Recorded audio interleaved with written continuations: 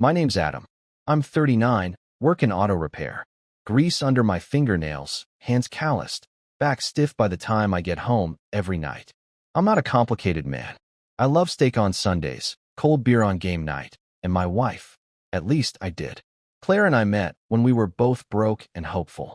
I was fixing up a '67 Mustang for a buddy, and she was working at a local bakery, wearing flour like it was part of her uniform. She smiled at me like I mattered, like I wasn't just some guy turning wrenches. That kind of look stays with a man. We got married 5 years later. Built a quiet life. 2 dogs.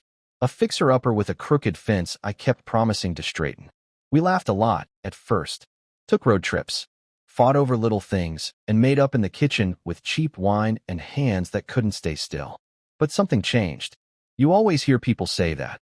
Like love just goes bad like milk left out too long. But it wasn't sudden. It was subtle. A missing piece here, a silence there. It started with her phone. She started keeping it face down. Then on silent. Then she'd take it into the bathroom, into the laundry room, like it was some sacred relic. I noticed, of course I did.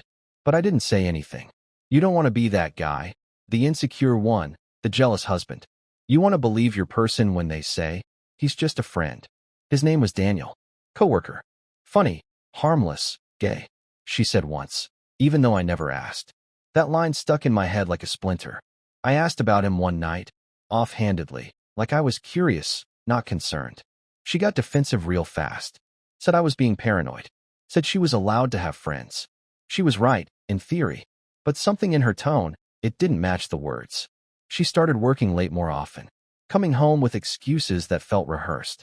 And when she hugged me, it was like she was hugging a stranger on a bus. I didn't sleep much during those weeks. I'd lie awake, staring at the ceiling while she snored beside me, or pretended to. I'd think about that phone, about the texts I'd never see, about the jokes I wasn't in on. Then one night, I broke. She said she had a work dinner, team celebration for hitting some quarterly goal. She got dressed like she was going to a cocktail party. New lipstick, hair curled, perfume I hadn't smelled in months. And that was it. I waited until she left. Gave it 20 minutes. Then I followed her. My hands shook on the steering wheel the whole time. My heart was somewhere in my throat. I told myself I was insane, that I'd find her at some Olive Garden with her coworkers, laughing over breadsticks. But she wasn't. I watched from across the parking lot as she pulled into a hotel. Not a restaurant. Not a conference center. A hotel. She parked. Got out. Walked in alone. I waited. 10 minutes. Maybe 15. Then I saw him, Daniel. He came out of the elevator barefoot, wearing nothing but a towel. And he opened the door for her. She smiled. Walked in like it was the most natural thing in the world. I didn't move. Didn't cry. Didn't scream. I just sat there in the truck, staring at that door, my hand gripping the steering wheel so tight I left indentations. The kind of grip you use when you're trying not to shatter. I drove home in silence. The whole ride, I didn't think about the cheating. I thought about the years. The little inside jokes. The sandwiches she used to make for my lunch. The time she cried in the car because a song reminded her of her mom, and I just held her hand until she stopped shaking. None of that meant a thing now. Or maybe it did, and she just stopped caring. I didn't confront her that night. I didn't scream or cry or wait up with red eyes and 1,000 questions. I just changed the locks, packed a duffel bag with her essentials, set it by the door. Then I laid the divorce papers on the kitchen table, right next to the mug that said, "Best wife ever." And I left. I didn't sleep that night. I sat in the cab of my truck in the driveway of my buddy Cal's place, watching the night crawl by through the windshield. My phone buzzed around 2:43 a.m. Her name lit up the screen like a dare. I didn't answer, just watched it ring until it went quiet. Then again, 2:46, then 2:51. Same number, same silence on my end. By the time the sun came up, I'd made my decision. I didn't want a scene. I didn't want a reconciliation. I wanted peace. Real, earned peace. The kind that doesn't come with explanations or justifications or I can explain. I'd seen enough.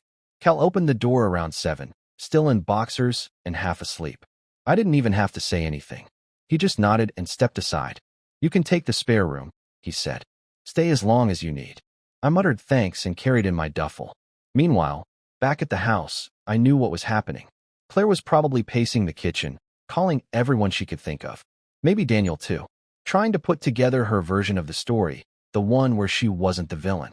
Maybe she cried. Maybe she was mad. Maybe she genuinely didn't think I'd ever walk away. But I did. And that shocked her more than anything else. She came by 2 days later. Cal had warned me when her car pulled into the driveway. You want me to handle it? He asked. I shook my head. Nah, I got it. She knocked. I opened the door, but didn't let her in. She looked like hell. Eyes puffy, hair pulled back like she hadn't slept. She was holding the envelope I left, divorce papers, and her voice cracked when she said, "What is this?" "What it looks like." She stepped forward. "You changed the locks?" I nodded. "I saw you, Claire. At the hotel. With him." "I know." Her mouth opened like she had a dozen lines prepared. None of them made it out. "I didn't," she started. I raised a hand. "Don't. Just don't insult both of us with lies." Then came the tears, the shaky breath, the reach for my hand move. "You're really just walking away?" "No," I said calmly. "I walked away the second he opened that door. Everything since then is just cleanup." She tried spinning it, of course. Said it was a mistake. Said she was confused. Said I hadn't been present lately. That last one made me laugh. "Present?" I asked. "You think silence counts as a disappearing act?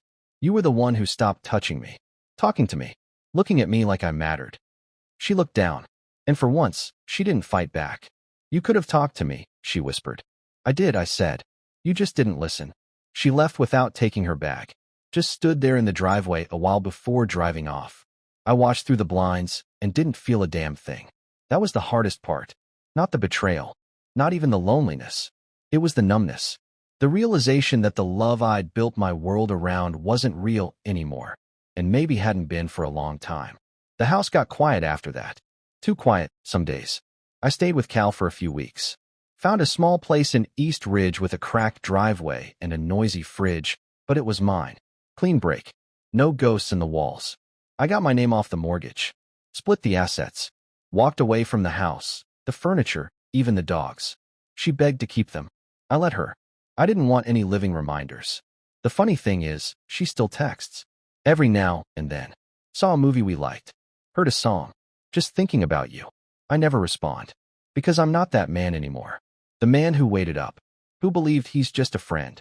Who kept hoping that the woman in his bed would finally look at him the way she used to. That man's gone. The man I am now. He wakes up alone, but he sleeps soundly. No secrets in the next room. No lies curled under the sheets. Just the hum of the fridge, the creak of the floors, and a silence that finally feels like freedom. I didn't need closure. I needed escape. And walking away from Claire wasn't weakness. It was the strongest thing I've ever done. Because the truth is, sometimes love doesn't die all at once. Sometimes it bleeds out. One excuse at a time. One lie. One he's just a friend. Until all you've got left is an empty house, a numb heart, and a man staring at a hotel door, realizing, finally, that he deserves better. So I gave myself better. I walked away, and I never looked back.